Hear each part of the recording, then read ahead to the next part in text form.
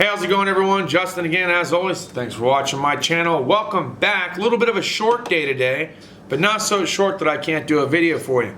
Today we're talking about Gearwrench, my top 5 select tools from Gearwrench that I've owned, how long I've owned them for, and would I recommend them again. Absolutely. Alright, so let's get right on into it. Item number 1. Now, I got this Gearwrench set when I first started off at Sears Auto Center some 10 years back. Got this on a December Christmas promo for $99.99. Now, I'll put the Amazon affiliate links to all the tools we're talking about today down below, but I'll tell you, I've had this set for 10 years and they now retail for, in-store and on Amazon, for around $50. Phenomenal tool set to have if you're looking for a combination ratchet wrench set. 0-degree offset, nothing wrong with the gear or the ratcheting mechanism, haven't had it fail me yet. There's no reversible selector switch, so if you want to back something off and tighten something up, you do have to flip that wrench back and forth. Other than that, no problem, right? Just don't back yourself into a corner. The open end. When we get to the smaller sizes, the open end does have a tendency to splay open on the smaller sizes. The bigger sizes have not had an issue with. I have made some alterations, like to my 10mm. I did grind it down on the grinding wheel to use it to get underneath a 10mm stud that had a ground clamp and then followed by a nut. So in order to get that clearance that I need to get a thin head open end in there, I grounded it down, but you know what? Still been holding up. Haven't had any issues there either. Item number 2 we're going to talk about is the Serpentine belt toolkit. Okay, this thing's got crow's feet. It's got the pass-through sockets, and it also has the drive adapters that can go on it, because most belt tensioners are going to be drive adapter oriented, but you're going to run into some that are fasteners basically that pass through, so that way it gives you an option of changing out the pulley if you want to. I have never ran into a need where I needed to use the crow's feet, but those of you that are looking to buy crow's feet, understand this kit's going to cover most common sizes, so if you don't want to buy crow's feet in metric, you can actually use the ones that come in this kit. Now, this kit has since then been updated, okay? This is a fixed head kit, not flex head. Right now, they currently sell a locking flex head kit, and again, I'll put the link down in the description below.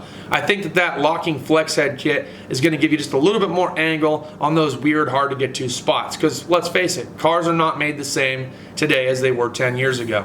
Item number 3 is going to be the 1/4" impact metric universal sockets. These things have been phenomenal. I've used them for transmission pans, I've used them for interior, I've used them for window regulators, and even things underneath the hood of the car. Okay, going from intake manifolds to valve covers, these things just get down into some tricky spots, and I haven't had any wear and tear on them. Overall, I think it was a good product to get from me at the time, and I've been pretty happy with them.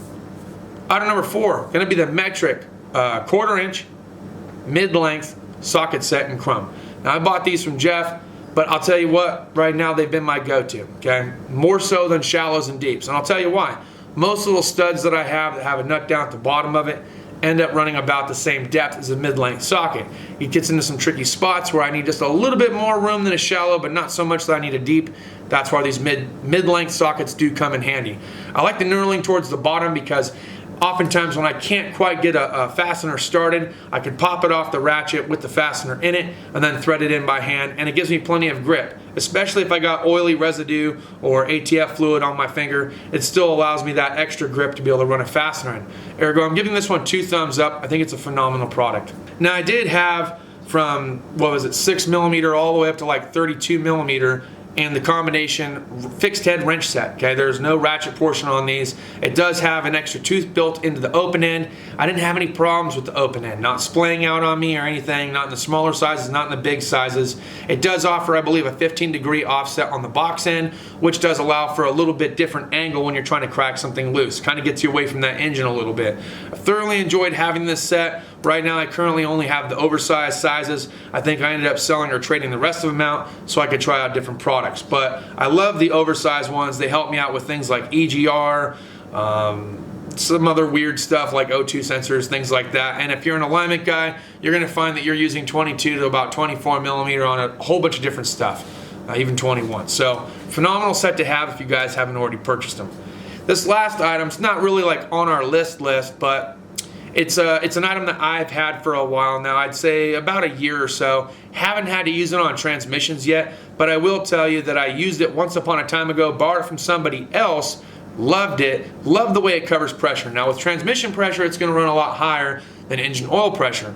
This kit comes with so many different adapters. You can use it for either engine oil pressure or you can use it for transmission oil pressure. So it's kind of like a 2-in-1, which I think makes it a phenomenal gauge to have. You don't have to have both now, you can just have the one. Another one that we're going to talk about here, this is Shane's personal favorite, okay? He's got the 120 XP double box end ratcheting wrenches, and he's been using them for suspension for years, at least 4 to 5 years with this same exact set. Keeps them in the blow molded case in his big old Cornwall box, and they've been nothing shy of awesome for him.